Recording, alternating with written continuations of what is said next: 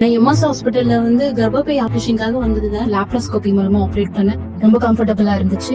நான் வயசுக்கு வந்ததுல தீராத வயிறு வலி இருந்துச்சு. எனக்கு கர்ப்பப்பையில ப்ராப்ளம் இருந்ததுனால இங்க நான் லேப்ரோஸ்கோபி மூலமா ஆபரேஷன் செஞ்சாங்க.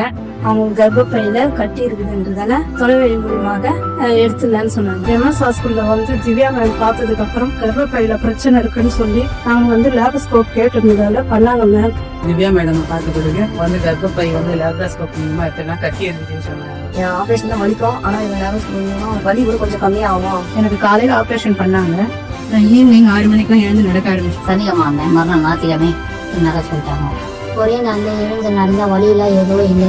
திவ்யா மறுக்குனேன் சரியாயி 3 நாள் நான் வீட்டுக்கு போனேன். வீட்டுக்கும் போக ஒரே நாள் தான். இந்த அளவுக்கு வலி எல்லாம் இல்லை. காலையில 10 மணிக்கு தான் எனக்கு பண்ணாங்க. நான் சாயந்தரத்துக்கெல்லாம் எழுந்து நடக்கிறேன். இந்த குரல நல்லபடியா ஒரே நாள் ஆபரேஷன் பண்ணாங்க. மறுநாள் என்னை எழுப்பி நடக்க வச்சாங்க.